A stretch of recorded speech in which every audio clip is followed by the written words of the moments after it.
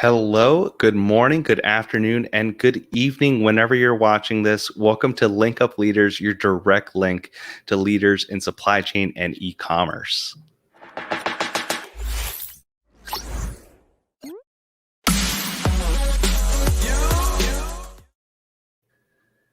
Hello, Lisa. How are you? Hi, I'm good. We switched things around there. Yeah, we're switching it up a little bit for very obvious reasons.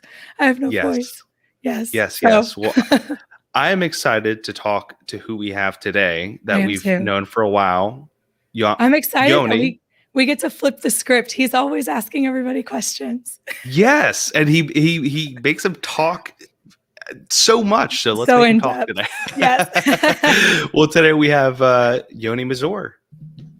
Yoni, welcome. Hi, everybody. How are you doing, Yoni? Doing great. Lisa, I think it's because you lost your voice because you're so excited. You were screaming today. Exactly. Yes. Okay. Yeah. We have a podcast this week. I was like, yes, let's go. All right.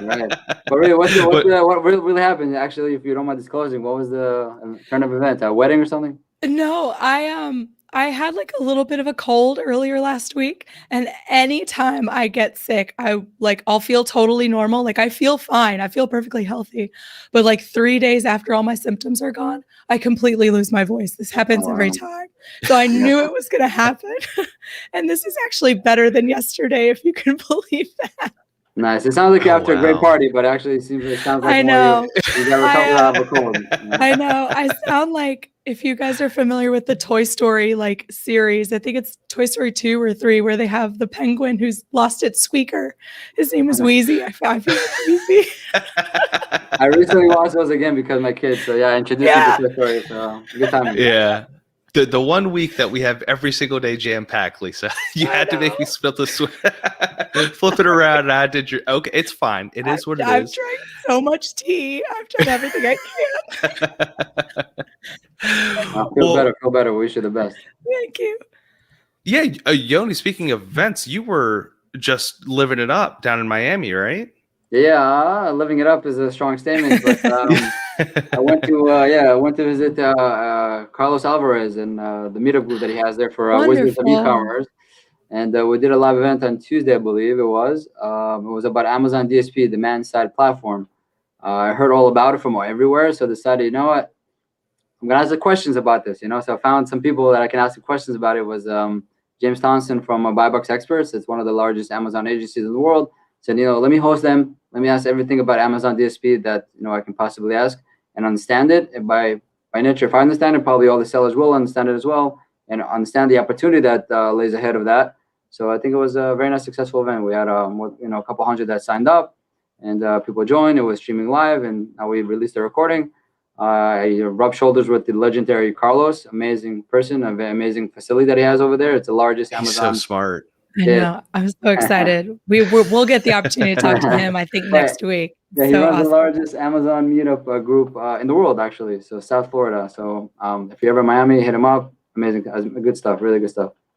Did he tell you why he rebranded from Wizards e-commerce? Yeah, it was Amazon, and like all of us, it's because he realized that he touches. There's a lot of demand on understanding stuff that are not just Amazon related. It can be more e-commerce. It could be Shopify. It could be about Walmart. It can be about SEO. It can be a bunch of things. So he's expanding his horizons. The game is becoming more and more sophisticated. When real brands are established in the platform on Amazon, you kind of look at it and say, hey, I'm building an audience. I can have my own website. I can, I can do multi-channel. I can have a direct relationship with my consumers over time when you build your brand. So he realizes that, and he caters to that, that the natural progression that sellers have, the ones that are really successful at creating a brand and brand awareness. And I think 2020 really accentuated that, right? With Amazon really buckling down, showing everyone that, hey, we own this business. If you can't ship an FBA, you're not going to get the Prime badge. You're not going to get the same level of access to the consumers as you did in 2019. But speaking of all this, tell us about your background. Like we were saying before, you make everyone tell them about their background. Tell us about your background, Yoni. Yeah, I'll try to be short and quick about this. So born and raised in Israel. Excuse me, I think I'm losing my voice. Lisa, it's viral, it is. But yeah, born and raised in Israel, small town called Ra'anana. It's a little bit north of Tel Aviv. I I finished my my service. I was in the Israeli Navy intelligence. I finished my service. I came to the United States. My mother's American. I always had a family here, so I was able to come. I studied, and actually during college, that was my first dabbling with online, and especially selling on Amazon, because I had two options to cash out my textbooks. I do a trade-in on Amazon, or if I sell it on Amazon, I earn a couple dollars more. Let's say I want to do a trade-in, they offer me $20 for the book, but if I sell it, I can sell for 60 or 80 or whatever. So what year is this? This is around 2010-ish, something like that. Okay, very early. Yeah, but already back then I started to sell stuff on eBay. That was the main platform back in 2010, and that was the main playing ground. And then 2013, fast forward a few years, that's when we really started jumping into Amazon, full gear. And very quickly, our business grew from 0 to 20 million in annual FBA sales. And that was in the U.S.? The United States, yeah, I was here though. Okay. I'm already here since 2007, about 13, 14 years. Americanized. I mean, I was born with the citizenship, but those 13, 14 years I really absorbed the culture, I would say. I went to college here, so I grew up in two places. I grew up in Israel, but I grew up here after I was already an adult, so to speak.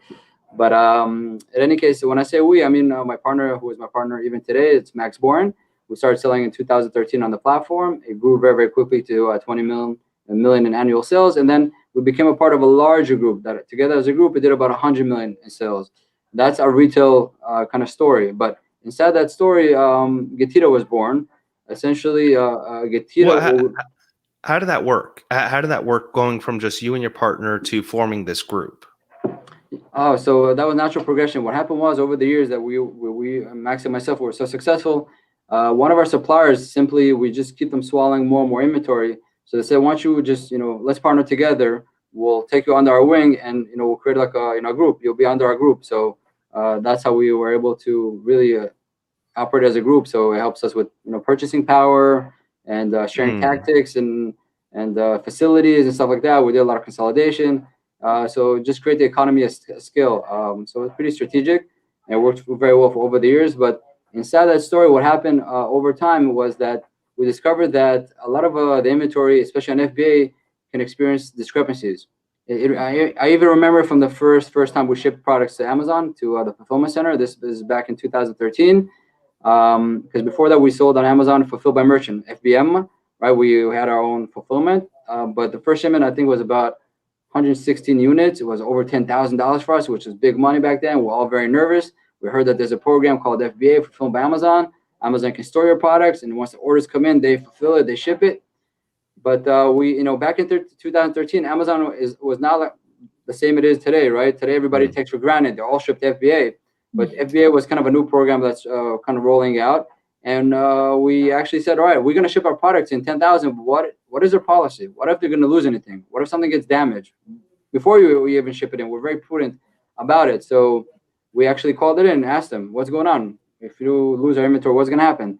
So they told us, hey, go to this page and that page. That's our policy. It's in writing, this and this and that. And we saw that they really do have what they call an FBA reimbursement policy in writing. And actually, just for anybody, if they're not familiar with this, every unit you ship to Amazon Fulfillment Center is assured with the policy up to $5,000. So if you ship a product in which is worth $4,999.99 and it got lost, you're covered. But if you ship a product that's worth, you're about to sell for $5,000 and 1 penny and it got lost, you're done. You're screwed. So just, there's a little bit of a technicality over there. So we start, yeah. Is that invoice value? Yeah, retail. Yeah, either way. I think it's retail value because they usually pay retail value. So if your cost is $1, you wanted to sell for $5,000, you lost it. As far as they know, it's worth $5,000 retail. So it's a very good question. Gotcha. So off 5,000 up to a bit more, basically up to 5,000. If 5,000 beyond, anything happens, there's no coverage. So obviously that's why you don't really see expensive high ticket items under the FBA program. People more sell that doing self-fulfilled. But in any case, we looked into the policy and we were very granular about it. We shipped our products in, and lo and behold, they lost 1 or 2 units. So, okay, let's reconcile it. And they did. They said, okay, we can't find the missing units. Here's your reimbursement. So that is reassured that it's in writing, but also they are true to their word. They actually provide the reimbursement. And so that gave us a lot of confidence to basically the next shipments were higher and bigger and bigger. So, tens of thousands, hundreds of thousands. As we grow over the years. So that is the foundational trust that a lot of the sellers have and selling on Amazon and FBA because they know that there's coverage. But that was the early understanding that we have. Once the units were inside the warehouse, then we also kept on tracking and monitoring what's happening what's the story of each unit. Then we discovered that inside the warehouse, units can get lost, damaged, destroyed, disappeared, disposed, or get charged with all these fees. So in the early days, we're okay monitoring it, especially with spreadsheets, because the volume wasn't that great. But as the volume grew, it pushed us to do two things. The first thing was to develop our own technology so we can handle the massive amount of data that's pounding us every single day. Because the rules of the game is that you have up to 18 months on most issues to file a claim for recovery. And after 18 months, that eligibility is gone. So we developed the technology. But the second thing was we developed a dedicated team. When does that start? Sorry, the 18 months. So the moment basically your unit, the moment the incident happens. So if your item got lost or damaged or destroyed or disposed or charged with or anything like that, you have 18 months to come back from that moment. So that's also another question. So the date of the incident or the date of the discrepancy basically occurred, you have 18 months to look back. So you might have shipped the product a year or two ago, but only a year or two after something happened to it, you have 18 months to basically to claim that issue or reconcile that issue with Amazon. So that's a very good question. So yeah, we developed the technology. We developed a dedicated team that will basically handle all the data and go with all the back and forth with Amazon. Because some cases can be really simple. In a few hours, it gets resolved, and you might get paid a reimbursement. But some cases can take a few days, or even a few weeks, or even a few months, and in some rare cases, over a year. So the combination of technology and a service team created the solution for us, for our needs. That was the first mission. We did that. But then once we actually achieved it and it was working pretty well for us, we told our friends from the industry that we have these capabilities, and they told us, help us, we'll pay you. And that was the early genesis of Getira back in 2015 when we established it. And over the years, it was just growing organically on its own from one happy member to another. And the main reason was because, like you mentioned earlier, we don't charge any fees. It's free to join, right? There's no subscription, there's no contract. It's very, very flexible. You can leave it any time. We only charge a fee from successful recoveries. So we charge a 25% fee. So effectively, if we got you $100 back that you never had access to before, essentially money back from the dead, we'll charge you 25% fee, which in turn will be $25. But in addition to all of that, we're very agnostic when it comes to what's going on, meaning we encourage you to do the maximum you can do as a seller to get everything that you can get back on your own with your own infrastructure, or even use another provider if you like. Then we have the opportunity to come in and basically everything that was left behind, get that back for you. So once we come in, you did the above and beyond you can do. Any dollar that we get back in recovery, it's pure juice, it's pure gain, and pure profit. Never expected to have it anyways. So we found it to be a very, very valuable proposition for the sellers to have this ability to have this coverage, which is very customizable, very dynamic. And once they do get all these funds back into their organization, we encourage them to keep investing in the organization. Invest in your next product sourcing. Go to Noviland, right? Make sure you work with the best. Make sure you work with people who are basically, they'll get you to the safest and best way to your destination as soon as possible so you can scale. Because you, for the seller, you want to focus on moving forward, right? Create that magic that creates the brand, that creates the business, and there's so many components around it. So now that you're flush with extra cash, you can do it on the highest level possible with the best solution providers, service provider, whatever it is. But that will enhance your business, and that again will create more growth and more revenue, right? So that actually helps the whole ecosystem, helps Amazon, because you got a few dollars back, you're going to reinvest into your game. That's going to create revenue, good for Amazon. And then we're going to audit that. Any discrepancies, we'll recover, and we'll give it back to you. The whole cycle comes again. So over time, for the past 5-6 years, we found it to be a very productive partnership and collaboration that we have with our community or our sellers that we support to create a very robust ecosystem of growth. That was in a nutshell. Once again, I don't want to overexplain. Yeah. No, that was perfect. Yeah, I mean, there's a lot more that goes into it, right? And just from everything that you described, they're not just getting money back that they were never expecting, but they're saving a ton of time. Because if they have someone on staff, for example, they're paying salary to have someone to actively, handle all these issues, and they don't have the technology behind it to actually solve them. So, I mean, it completely makes sense. But tracking back to your journey when you were a seller, I know you mentioned that you were, you had partners, you guys were working with a supplier. Were you guys more so in this private label space, or were you guys in more of an arbitrage or wholesale model? We're both actually. Okay. Actually, the early days, I did actually. We bounced around, to be honest. Early days, it was actually private label. I was working for a company that were selling supplements, so it was a private brand. I did their listings on Amazon, I think it was 2012. I can remember that, but I don't even consider it. That was so old school. I come in, I put the image, a bunch of stuff. So we started there, early dabbling, but then we're able to access brands that we were able to resell, and then that exploded. And then we also did our private label. I think we had maybe 4 or 5 brands private label. So all in, we consider ourselves like a Macy's, like a department store. Macy's resells brands, but they have their own private label brands that they develop and nourish, and that was our structure. And then between those, do you see one model that would benefit from recovery more than the other? No, so high level, that's a great question, by the way. So high level, we find that the discrepancy rate, can range between 1 to 3% from your annual sales, regardless of what you're selling. So, so we look at more on a wholesome level, where let's say you do $1 million in FBA a year, 1 to 3% could be $10,000 to $30,000 of issues that you need to kind of audit for and recover.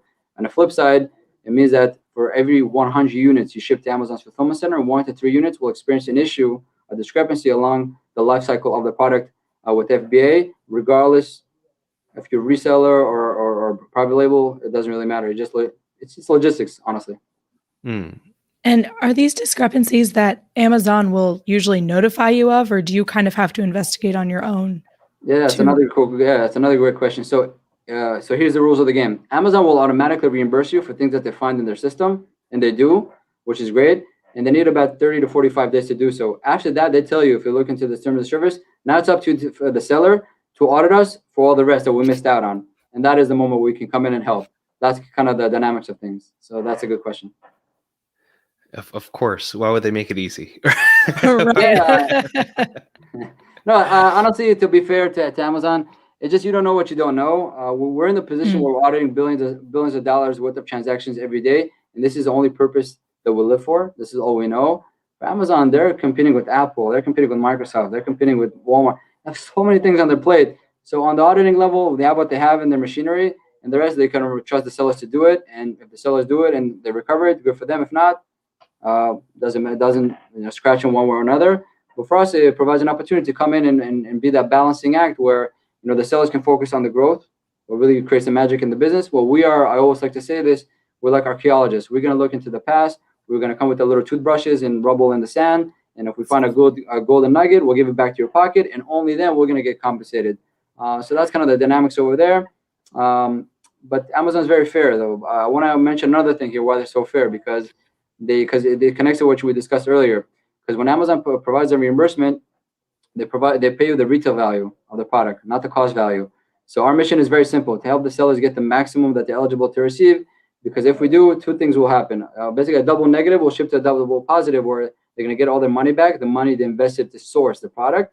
The second thing will be to get their profit, because Amazon will pay them the retail value. So Amazon acknowledges their weakness when it comes to the discrepancies. They try to automate as much as possible, but then they trust the sellers to be, or the solution providers to be able to kind of do the rest of the job. In that note, we're also an authorized solution provider on the platform. So if you visit Amazon Seller Central, the App Store, you'll find us there, which means we have to stay terms of service compliant. We have to know what we're looking for. Also, it means we have a double commitment to the sellers, but also to Amazon, to their terms of service, to their data security, private policy, and everything like that, to make sure we're not wasting their time. Also, because on our side, we can just throw claims day and night, and they're half baked, and they're going to say no to everything. We're going to clog their pipelines. Which is not going to be a good practice for us. We have to be very accurate. So once we present discrepancies to them, it's very well researched, documented. So they come in and see, we recognize the deficit, the minus. We apologize. Here's your reimbursements. Let's move on. They want it to be a turnkey thing for them as well. And great. So what sort of discrepancies are, I guess, some of the most common discrepancies, or that take up the most of that 1 to 3%? Right. So I'll start with the basic ones that most sellers are aware of, and that's how it got us into this the world of auditing, where you ship 1,000 units to Amazon's fulfillment center. Instead of receiving 1,000 units, they're receiving 990 units. So that's what we call inbound FBA reconciliation. Everything you ship to Amazon's fulfillment center, so outbound from your warehouse, but to the fulfillment center, to FBA, it's the inbound to Amazon's fulfillment center. So that's a classic thing that can easily be half a point or a point for the whole year. But then that's kind of the first layer. Most sellers are aware of this. If you're not, please go to your shipment log. Any shipment that you ship and Amazon Show Receive, reconcile it. That's money in the bag. you're gonna get recoveries for that. So that's on the house, free tip.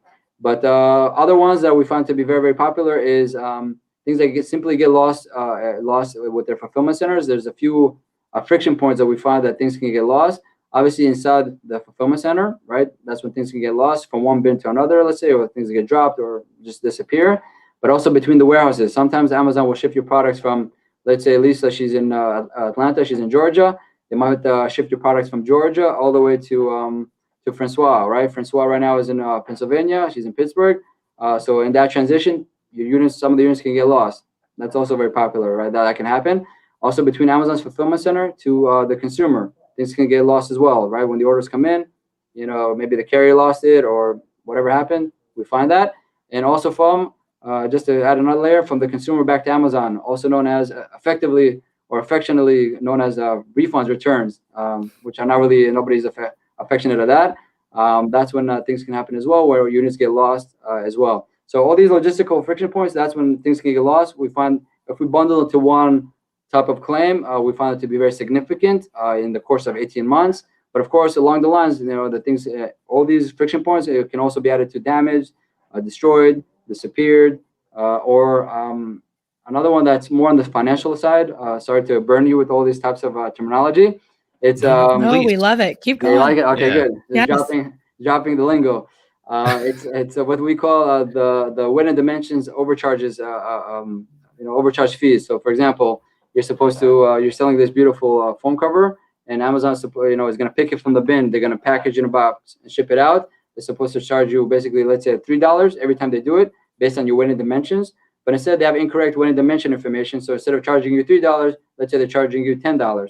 So that's a financial discrepancy of an overcharge of fees, and that's something we find to be very significant. It could be a couple, a quarter of a point or stuff like that, or it can be sometimes even very, very dramatic because. But that's more complex, and the recovery limit for that is about 90 days. 90 days, not 12. Well, it used to be 12 months. So back in the good old days of 2018, 2019, until they narrowed it down to 90 days. Sometimes we found that one claim like that for 18 months back can be hundreds of thousands of dollars, that which can be easily more than 1% or 2 or 3, which was very aggressive. That's why Amazon started to narrow down to say, instead of 18 months, we're going to give you 90 days. One of their logic points was, and I don't blame them, is that you guys know more than me. Sometimes manufacturers or brands, they change the packaging size or the weight and dimensions. They might have seasonal stuff. Maybe your Christmas packaging was larger or heavier, but then a regular year it changed to almost something more small or anything like that. So they only take responsibility for overcharges of 90 days. That's why, once again, to educate the sellers, now more than ever, you have to make sure that every 90 days you run a pick and pack overcharge fee audit. Once again, we can do that for you if it's too much of a headache. If you find that you got overcharged, you got to do two things. First thing is update the information so going forward, you stop the bleeding, right? They're not going to overcharge you and you enjoy those savings. And of course, in the past 90 days, anything that got overcharged, you're going to get the recovery. And so much information. Yeah. Well, it's important. I think this is I've never heard this information. So I mean, this is very important. Is this sort of what you're saying? Like, first of all, shout out the pop sockets that we both carry. But is that like where they might ship this? Before we continue, you got to tell them what yours says, and I'll tell you what mine says. Go ahead with the pop socket. What does it say? Anything? Or just I got it at a trade show. It just has I don't know whose brand or logo. I'm gonna give you this. So I don't know if you can read this. What does that say? My favorite. People call me Abba. Abba in Hebrew is daddy. So that's awesome. Yeah, I got for my birthday the other day. So. The other day. Happy birthday. No, not the other day. My last birthday in August. Which was, 2 days ago. Yeah, the other day. Yoni, you're making us feel bad. Yeah, trying to stay young. The other day. No, it wasn't years ago. Yeah. But my question was, if is that when as a consumer you would receive that in like a box that's way oversized? Is that too big? The issue? That might explain. By the way, that's a good point. I never thought about that, but that might explain why it's so strange. You order the pop socket and you get in a massive box. Well, because Amazon's computer, the system has the wrong information, so they overcharge you. And you get this massive box for no reason. That's a good point. And who's subsidizing it? The seller. So they overcharge you, and you think, who's paying for all this cardboard, right? Somebody's paying for it, but. If that's a mistake and it's not supposed to be the case, that's when we can come in and help. Great point. Very sharp. So then I have also from the consumer's perspective, you know how you can pick now if you have like a bunch of deliveries coming, you can say like deliver on Prime Day and they'll put it all in one box. So if I order a bunch of, I don't have a pop socket, but if I order a phone case, that would require one box size. And then I also order a water bottle and a ring light that is other box sizes and they put it all in one. Does the seller get a discount, I guess, because of the pack and pick because it's being consolidated? No, it's a great question. No. Also, no. So the Amazon will keep it flat. So based on the weight and dimension of the unit, regardless if it goes to one box solo or commingled with other products, they pick it from the bin based on weight and dimension, right? That robot, the Kivo robots that they have, and they throw into the box. It can be one box alone or with everything. So that's flat. That doesn't get curved or bent. So once again, very good questions here. Never asked this question, so the same thing. It's all fresh and new here. Yeah. Well, it makes sense and it doesn't, right? Because it's something where you would think from a human perspective, when a human is packing it, if they put something very small in a large box, that Amazon being so sophisticated, the worker would be able to, log that it is the improper dimension, and that might send a notification to Amazon, and that'll, reduce the error rate and however much they have to spend on those boxes and then the chargebacks. But that was leading to my question of who is the one that's entering these dimensions? Is that still where's the error coming from? Is that the seller just putting in the improper dimensions in their Seller Central account, or is that Amazon reading the dimensions differently?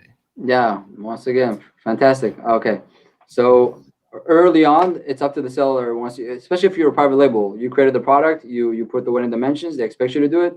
You better do it right. Do not get confused between inches or centimeters or ounces or kilograms. Depends where your origin is. Let's say you're based out of the UK. I don't know your kids are good. Let's say you're based out of Germany. You're trying to sell in the US, but you're used to centimeters and kilos. So, but when you actually do it on Amazon Seller Central US, you put the digits in, but that's ounces or pounds or whatever. So that can create distortions early on, an honest mistake. So you have to catch that. Also vice versa. If you're based in the US and you're trying to sell it in Europe and you think, oh, I'm going to put 1 pound, but over there, when you put one, it's actually 1 kilo. That's actually 2 pounds, right? For example, when you look the other way. So that can happen. That's early on. But more common than that is, I'm going to give 2 examples that we see. One of them is an honest mistake by Amazon that can happen. The second reason is more militant. Somebody's attacking you, and I'll give an explanation in a moment. So let's start with the first one. The first one is that every few weeks, maybe every few months, Amazon will scan your product in a big machine. They call it a cubic scan machine. And let's say your product is a handbag. And when they scan it to the machine, the handbag has a strap that's hanging loose. That might add another 10, 20, 30 inches. And if that happens, that's going to distort Amazon's data. And from that moment on, they're going to add those extra inches, and that's going to push into a new tier of one-dimensional fees. And that's when the overcharge will begin. That can happen. That's why it's very recommended. Anything you ship to FBA, make sure it's packaged, nothing's hanging loose, shrink wrap, minimize everything as much as possible. The best practice is on the unit level, small, light, and intelligent. Because the name of the game in online retail is much different than brick and mortar.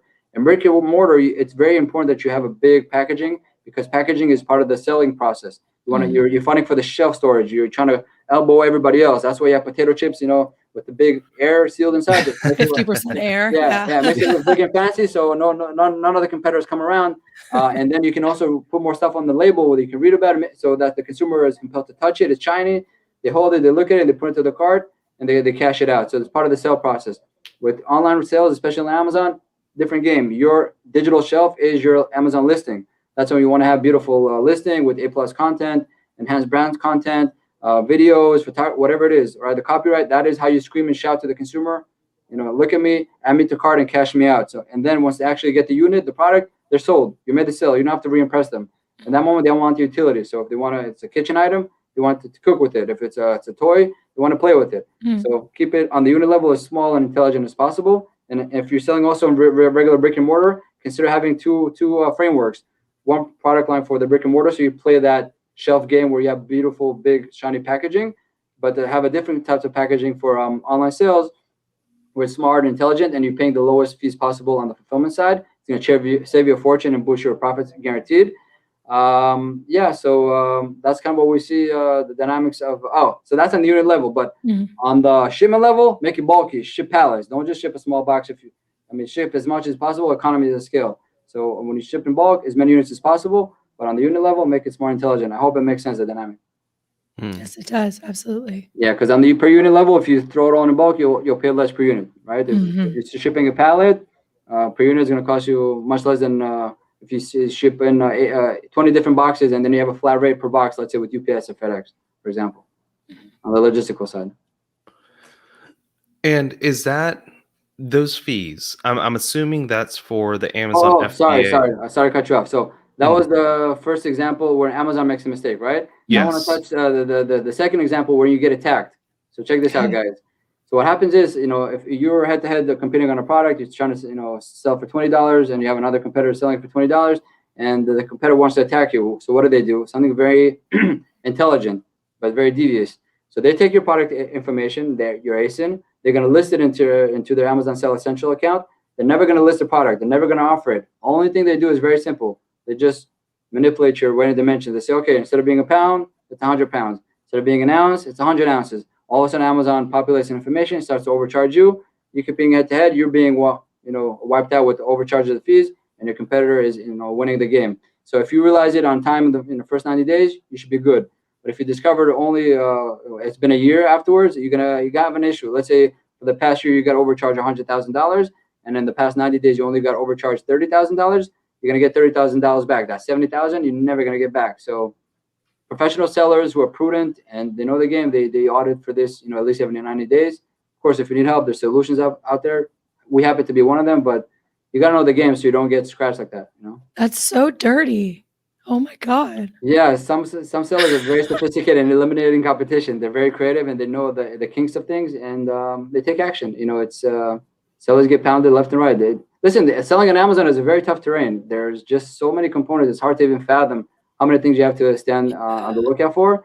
In our little humble corner, we try to do anything that's relevant to FBA discrepancies. So at least you have a handle on that. But there's many other things to look for. There's also competitors who try to drink your keywords with PPC. They just keep on creating robots of people to click your ads and drain you. So you get basically wasting money. You're getting no conversion. Your conversion rate.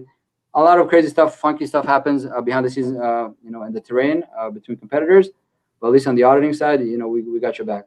Yeah, that's crazy. That always makes me wonder, the more I learn about Amazon, stuff like this and all of the requirements and regulations that have to be followed, I'm like, hot dang, it seems like it's more work than it's worth to sell on Amazon. But then I guess if you're converting and making money, it makes sense. But for me, I'm like, I'm gonna do Shopify or something. Shoot. But I know that's a hot take, but yeah, it's a constant battle for all these entrepreneurs that it sucks you in because there's so much potential. There really is a potential to make a good living and or even a fortune, especially if you're on the exit side. You can make have a liquidity event where it changes your life.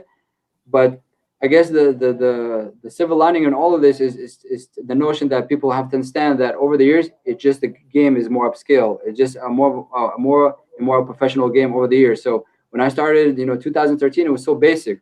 So people were making stupid money, but it's just getting more and more sophisticated. So it can't really be a side hustle at some point. You might start it as a side hustle. You make a few bucks, but then the hits, all these scratches start to hit in. That's when you get tested at that moment. Can you survive the terrain and propel from there and up your game and realize that you got to stay a pro, or you just get scratched out and that's it. You never come back. And that happens all the time. There's a lot of turnaround with the entrepreneurs coming in and out, but the ones who usually prevail is the ones that got scratched, got hurt. They survived and they realized that's it. I'm a pro. I'm a professional at this. Much like a lawyer, has to stay in the game, even if sometimes you have some good cases, not so good cases, or doctors, you have some good patients, not good patients. It's a career. It's a profession. There's cycles, but as long as you keep on adding more and more layers and skill and ability to rock and roll, you're going to have a good income, a good outcome, hopefully. But perseverance is very, very much a key component for the ones that I've seen that survive throughout all these years. If you have anybody that's really excited about what they're doing, that's their first year, take it with a grain of salt. Let's touch base in 2-3 years. Let's see how you're doing then, Yeah, I mean, it's a very common misconception, right? That Amazon is supposed to be easy and that, it's just, I was just speaking to someone literally right before this call. She's taking a course somewhere else and she was under the impression that it was going to be easy. And even the sourcing was just going to be, hey, buy a product, put it on Amazon. But it's, I did let her know nothing about this is, there's a lot of simple tasks. There are a lot of simple tasks within it. but there's a lot of them. Yeah. Right. I mean, Absolutely this is you built an entire very successful company on just one aspect, right? Just one aspect, and it's a major aspect. That's you're auditing what you said, billions of dollars worth of inventory every day. Every day. Yeah. I mean Wow. that's just one thing, and it seems like a very simple thing, but it's not easy. It's simple when you put it in a nutshell. It seems simple. It seems easy. Well, but nothing about it is easy. Simple and easy aren't the same. That's the Yeah, thing. so it just so I'll give another example. Most sellers who are out there will probably understand what I'm saying. Like the module for advertising, what it was like, I don't know, 4 years ago, 5 years ago, was so basic. You put an ASIN, it's automatic, you're done. But today you're going back into the advertising platform. You have such a myriad of things, options. You got broad, you got narrow, you got it. So things always get more sophisticated, and it adds more and more layers of sophistication. And that just once again on the component of advertising. Of course, you got the sourcing, you got finance, you got logistics, you got so many layers that things are just much more sophisticated. And over the years, there's a lot of sophisticated solutions that go out there and answer that. And you have to stay on the alert of what's the next thing, or what. It's really an amazing array of entrepreneurs that keep learning. It's a learning process that never ends. Selling on Amazon. If you think you're just going to slap a label on a product and magic happens, you're done, it's very naive. It's just you have to be very passionate about learning and taking hits, but not getting overwhelmed with the hits, and realize that there's probably a solution out there. God forbid if it's a suspension, the solution's out there. If it's something that got stuck in wedged in your logistics, the solution's out there. You guys might be one of them. If a supplier disappeared on you, that's why all these things that happen. You might have a good few runs with a good supplier. All of a sudden, boom, disappeared overseas. You never know what happened. That's when we were like, okay, I got scratched. Either I get out of the game, or what do I do?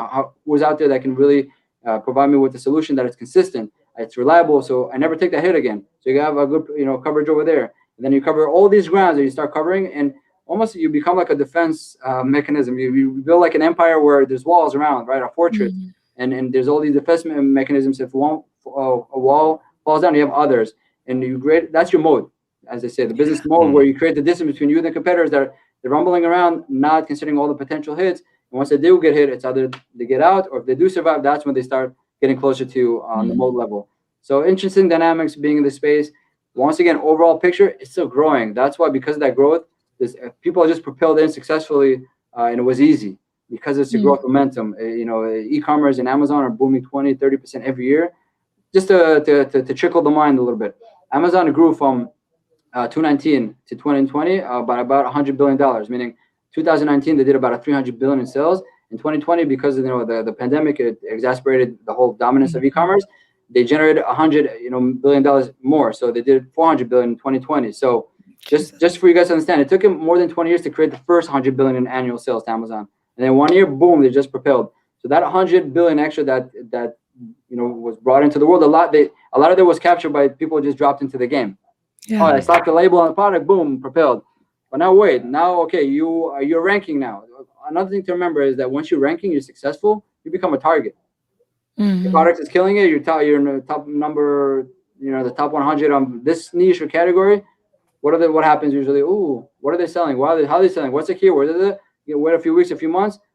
The wolves are coming. How do you respond to that? How do you react to that? So once again, you need those few good years to stay in the game to really say, I got attacked from all these fronts and directions. I dealt with it. I'm still swimming. I'm here, and I basically realize you're a shark. It's either you're a fish or a shark. I love your metaphors. Great. You're filled with them. Just over the years, I have a lot of bruises to show. If I could take my jacket off and show you, some of these crashes along the years, it was just when you're on the upper echelons and there's tens of millions of dollars on the line, I don't want to say panicking. It's overstretching it, but there's a lot of stress. It's just very demanding, and you will a little more, and I love it. It's addicting. It's like heroin or something. I don't know what it is, but it's very addicting. Once you taste of success in e-commerce, it just draws you in. And full disclosure, I also have my show. I had Francis over, and I will have to have Lisa as well when I get a chance. I like to uncover the stories of the entrepreneurs. Who are they, and how did they end up into the space? And for me, at least, it's so beautiful because you have a variety of endless types of talents and skills that's being drawn to the game. You got lawyers becoming, sellers. You got doctors becoming sellers. You got, Francois, you were more in the, you're working in a pizza shop and in the educational, you're doing the educational admission and stuff like that. and also they suck you in once you have, it just swallows so much talent and so much skill. I'm kind of on a mission to expose that as much as possible, to show the variety of people that are in this game and in this industry, which makes it very colorful, but very demanding and very competitive and exhilarating, just to give it a good notch. Absolutely. And we will definitely plug your podcast in the description of this video and of the audio experience as well.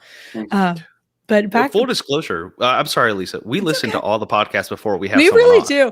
So yeah, full disclosure. If there's somebody that's coming on our show that has already been on your show, you are our guest recon. We're like, okay, what did they talk about? Like, full disclosure. It's my pleasure. I'm really, really honored, and I appreciate that. You really get into it. And clearly you're passionate about everything. And back to kind of the education side, and with you just listed off so many things that folks cannot know when they first start on Amazon. Do you feel like you're also telling people all the time this money that they're entitled to? Yeah. I mean, because you say like Amazon reimburses people for things that they know happened. A seller may be like, oh, this is the reimbursement that I'm like entitled to. Okay, I got my money back. I'm going to stop. Like, there's nothing else they would tell me if there was. Like, do you find yourself telling people all the time that there's so much more money to be had? Yeah. So yeah, part of our mission is, first of all, understanding what's going on in the landscape. So we discovered, I guess, at a certain point, which was very, very helpful to us, is that the world of Amazon sellers is almost wedged into half, 50-50. 50% of the sellers are not even aware that there's anything wrong, that they're eligible to get a reimbursement, that there's discrepancies to begin with.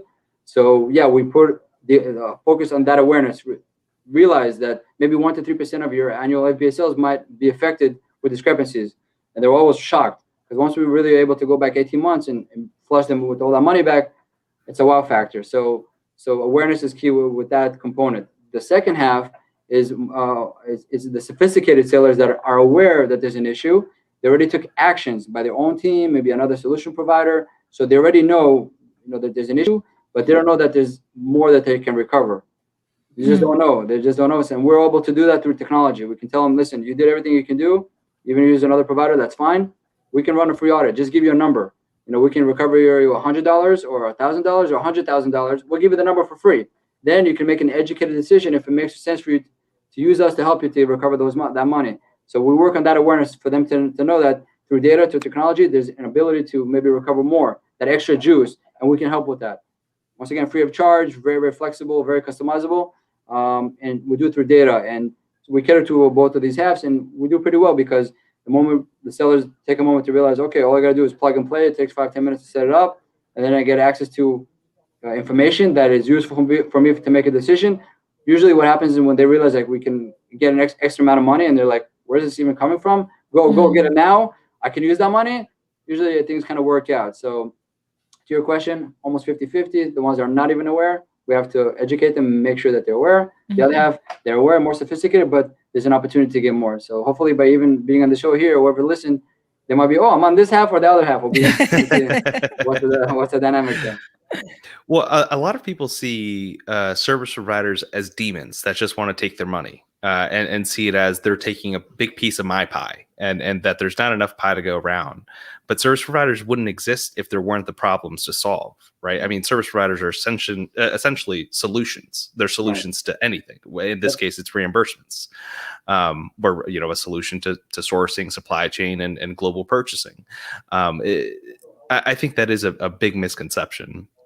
I did have another question though, so it was bothering me for a while. But going back to the fees, the Amazon FBA, the fees that people get charged for like the different size boxes or the different dimensions, is that on the shipping and the storage fees? Like it would be reclassified to a different size? Yes. Okay. So one affects the other. So the pick and pack fees or the fulfillment fees and the storage fees, the FBA monthly storage fees, are both compounded or calculated by the weight and dimension. So the larger Amazon thinks it is, the more or heavier it is, the more they're going to charge you, and vice versa. The smaller and lighter the product is, or they think it is, the less they're going to charge you on both components, the fulfillment and the storage. So they're bundled together. So to your point, once we audit and we get you the recovery, yes, we're going to recover everything that they charge you on the fulfillment level, but also on the storage fee level. Once again, very granular. I appreciate it. You guys are very good with that. Thank you. Well, you give me the opportunity to go down these rabbit holes. So it just keeps popping something else in and going down an even further rabbit hole. How does this play into, or I guess, have you seen the impact that Gatita or reimbursements in general have on Amazon exits? Oh yeah, so that's another thing that I like to preach about a lot is I guess the positive impact that happens when you maximize on your reimbursements. Because if you do, there's really no cost attached to it. So it goes all into your bottom line, all to your profit line. So if we got you $10,000 back, no cost attached, it goes straight to your profit line, because if it wasn't for us, that money would be gone forever. So let's say we added another $10,000 to your profit lines, and you're about to sell your company. That could create additional impact, because now if you're able to negotiate your exit to a 3 or 4 or 5x multiple, that $10,000 will become 30,000, 40,000, or 50,000. So it just gives you a nice lift on the way out. That's if you're wearing the hat of a seller, if you're trying to make an exit in a seller company. On the flip side, actually, I know that you're gonna have a follow-up question, so I'm trying to get the answer before you ask me. So if you bought an Amazon business and whoever you bought it from wasn't prudent enough to get everything that they're eligible to get, and they go back 18 months and we recover that for them, all of a sudden they get that $10,000, $20,000, $30,000 back or more. Sky's the limit, right? They improve their return on investment much rapidly than they anticipated. So we work with both profiles, actually. Gotcha. Yeah, that was really good foresight by you, because that was my next question. Whether the aggregators, because I would imagine that someone that's buying them or aggregating them is going to say, okay, where are all the operational inefficiencies first? Yeah, like, exactly. what can I improve on very easily? And then the business itself is already running, right? You're essentially just switching ownership, and you could keep everything doing business as usual. You could even keep the previous owner on board, and they continue running the business. But it's finding all those inefficiencies and seeing how they can scale that business up, whether it's a brand, whether it's a product line, whether it's reimbursements. I mean, that's I want to touch on that aggregator side, because from my little perspective, right, my humble opinion is that aggregators are coming like a storm right now. Everybody's raising money, 50 million here, 100 million there. A lot of money is being flushed into the market, which is cool. Good news for the sellers. They have more selection on the way out. It's just that it's kind of a race. It's creating this arms race between all these aggregators. And I think, from my humble opinion is that the aggregators that will win on the long terms are the ones that actually, like you mentioned, they're super efficient with cost cutting, and they are able to, even if they create the same amount of revenue, or of course if they increase it, that's also good. They're able to create the economy of scale. So they already have a few brands that are sourcing in a certain place overseas, so they can get even better pricing. Right? Even if you create the same revenue, your sourcing costs are tremendously down, because you have that already component in your portfolio. Boom, it's a win. Logistically, once again, instead of shipping a few pallets, you're shipping containers, and you bundle the container. Boom, that's the ones that we're really gonna win. If you're just creating your aggregator that's been created by a few guys that made it on Amazon and they know how to create a brand, that's a good start. But those aggregators, as far as I can see from my dynamics of working with them, they're really like super intelligent factories that look at every penny, and they see where they can get those efficiencies or reduce inefficiencies. Auditing is one of them. It's really in their SOP, or the standard procedure. Of course, you're gonna have to audit, see what can recover. But once again, on the sourcing side, logistics side, on the financial side, they're flush with cash. So if the other owners had maybe debt that was reducing their margins, that gets away. That's getting rid of, and they're just gonna be super lucrative and profitable companies. Eventually, they might do an IPO or not, but that's the ones that are gonna win. The ones who are more about just launching products and creating sales and having good rank, but not really paying attention to how everything trickles down into profit, might actually bust. So if I'm gonna pay close attention in the next coming year to see who's gonna be the winner, because it's gonna come from smart operations. Very nice. Yeah, and then I know I was asked this question actually the other day. I had no idea what the answer was, so I want to ask you, but where does this start? Where can you start getting reimbursed? Is it the moment that Amazon, let's say you create a shipping plan to Amazon, and they say that it's been shipped in because that you're using the partner carrier program, and then you can start filing claims if they haven't received it within a certain amount of time? Or is it only once they mark that as like checked in and received, and instead of 500 units, they only log 495? Yeah, so this is for the entry level reconciliation of the inbound shipments. Usually what it is, Amazon dictates the rules. It's not one flat thing. It's usually tell you this is going to be open for reconciliation. They usually give a date. So, it might vary. They might say a week from now or 2 weeks from now, whatever their algorithm projects. So yeah, it's no straightforward answer. It's whatever Amazon kind of thinks it needs. It might fluctuate. They might sometimes need more time because they're flushed, or maybe it's very, very rapid because they're okay, or that's a specific location, that specific fulfillment center. So there's not one answer that fits all of this, to be frank and to be honest. But once again, this is just on when they receive it, right? Right. You're gonna open up. They're either gonna give you the date, or the moment you already come in, you see that it's already eligible, which is fine. But as your units are already absorbed in the fulfillment center, that's when the clock is ticking on auditing. For us, just to throw you deep down into our logic, for us, our mission is for every single unit that enters into the fulfillment center, we have to know, like same way I try to uncover people's stories. What's the story of that unit? What happened to it? One unit, you shipped 1,000 units, and not just you, all the sellers we work with. That's the technology we built. That's how robust it is. So it started in that point, and where did it exit? If it exited by being sold and got to the consumer, happy ending, everybody's good to go. If it didn't, it got lost, disappeared, disposed, destroyed, or whatever. And then so let's say it got lost, but it never got found. That's that's an issue. Okay, now let's check if it got reimbursed, because Amazon's supposed to auto reimburse. Oh, they didn't reimburse? Still an issue, still a deficit, still a minus. It's mathematical. That's how our technology works. So we take that deficit that we find, that minus, and that goes into a case manager. By the way, a big part of our case managers of our team are ex-Amazon employees who used to work in those departments, the FBA reimbursements departments. So we know what we're looking for, how to present the issues, how to talk the lingo and reconcile everything properly, and also staying terms of service compliant. And we present that to them. And 70+% of the time when we present it, Amazon's like, oh, we apologize, here's a reimbursement, because we're very accurate with the data. That 20+% that they don't pay out is usually because we actually need their help in getting more access to more data that's not necessarily visible.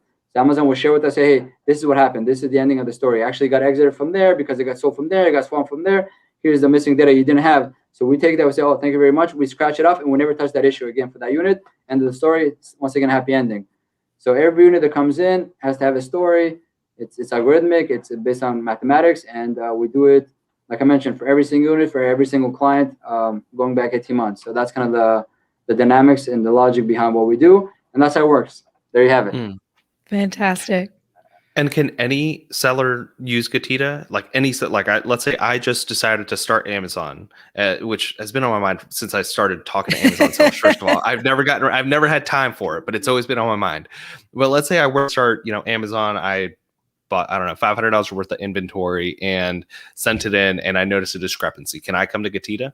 Yeah, free to join. I like to call us an equal opportunity auditor. It's free to join. Any size and any moment, from the ones that were just starting all the way to the ones who are on top 10 who do hundreds of millions every year. No problem for us. We're agnostic. Some sellers that we do have, they actually plug their Amazon account into Getita before they even ship products in, because they would like to know that the moment they do, they got it covered, they got it handled. They have many more things to focus on, to move that needle, to create revenue, to create sales, to create a business, which is pretty much where the magic is. But at least on the auditing side, they have that little corner handled. And that's just about the money and the reimbursement. But we would like to at least believe that a lot of our sellers get beyond the money and the reimbursements. It's just, access to education. We're very, very fond of supporting or sponsoring big events, educational events, because we believe if our sellers grow, they're going to go to all these events. Either we're going to get them free tickets or discounted tickets or things like that. We're going to push them to go educate themselves. Like I mentioned earlier, it's a never-ending process of learning. So the more they learn and they get more sophisticated, they grow their business, they grow their sales. Guess what? They grow the discrepancies. So we grow as well. So we have this kind of invisible partnership that we have with our sellers, our users. Effectively, I would like to believe that we create a kind of a culture behind what we do, because it's self-reinforcing, and it's a little community that's out there, at least from the little ability that we were able to build over the years. Awesome. And if somebody identifies that they need help from Getita, or they have any questions for you, how can they get a hold of you? So they can just visit Getita.com. We have a chat box over there, a very friendly team. If you want me directly, tell them I need Yoni, and they'll they're gonna jump me from my little studio, and I'll make sure that I come and attend the issue. You can also email me directly at yonim@getita.com, YONIM for mama @getita.com. I'm also very active on social media. Just look for my name at LinkedIn or Facebook, Yoni Mazor. really. So reimbursements, we can definitely discuss that. But anything else, Amazon, we're just very passionate about it. We'll be happy to help you as well. And do you want to talk a little bit about your podcast too? Yeah, this is once again as a dedication or service to the sales community. This is something that once again we do for education and passion. So a lot of sellers can, at least on the mental level, can derive examples from what others did to succeed, because to survive in the terrain can be very, very daunting. So Prime Talk is the name of the podcast. You can just Google it, Prime Talk, or visit Apple Podcasts and put Prime Talk. We focus on the individual, the story of the individual, what brought them into the world of e-commerce, and what kind of characteristics they have that made them successful and overcome challenges. Once again, our dedication to the community, so they can know that they're not really out there. There's probably somebody similar to them that experienced the same issues and they succeeded. So hopefully that will be the main takeaways for sellers from the podcast. And you really do dive in deep. I sit 5 feet from Francois when he's in Atlanta, and I learned new things about him during that discussion. That's a pleasure of mine. That's on the personal note. I was in the Navy intelligence. They taught us to, you want to have access to good information, so you got to ask their questions as soon as possible and try to uncover things. So I guess I pay tribute to the experience that I had back in the Navy days. So I assume it's from there. Gotcha. Well, your and show the languages is that you were able to learn. Sorry? Oh yeah. Oh yeah. That was a question that you had, Lisa. Yeah. Yeah. How many languages do you speak? About 5. So what are they? Yeah, Hebrew is my native language. English is, my mother's American, so I had that early on. Arabic, Spanish, and Russian. My wife is Russian. My kids speak Russian, so I have a kids level Russian at this point. As they grow up, I hope to improve it. Yeah. So if you can speak Spanish, then you can probably speak Italian fairly easily too, because they're very similar. And Portuguese, yeah, it's very. So I went to Brazil. Portuguese, yes. I went to the World Cup 2014 in Brazil, and I speak in Spanish. They understand. They speak back in Portuguese. I understand. So yes, it's fun. You could carry on a conversation. You can. Yeah. It just works. It's I got around. It was a great time. So I never been to Italy. If after the pandemic I can hit it, it'll be on my list for sure. You should go. Awesome. Well, Yoni, thank you so much. This has been an absolute pleasure. I know that if I don't stop Francois right now, we'll be here for another 3 hours, and you would have spent the entire day live streaming with people. Well, he's got shit to do. Hopefully we can have you back on though, because I know we could dive into a few other rabbit holes. Absolutely. Especially, I think we had a few other topics that just in the conversation we had today that we could just expand on. So I would love to have you back on, Yoni. Yeah, so if we're going to jump into the rabbit holes, the next character on the house on me. Yeah. Okay. All right, Yoni, thank you so much. And everybody will see you guys tomorrow. Bye, guys. Bye. Bye.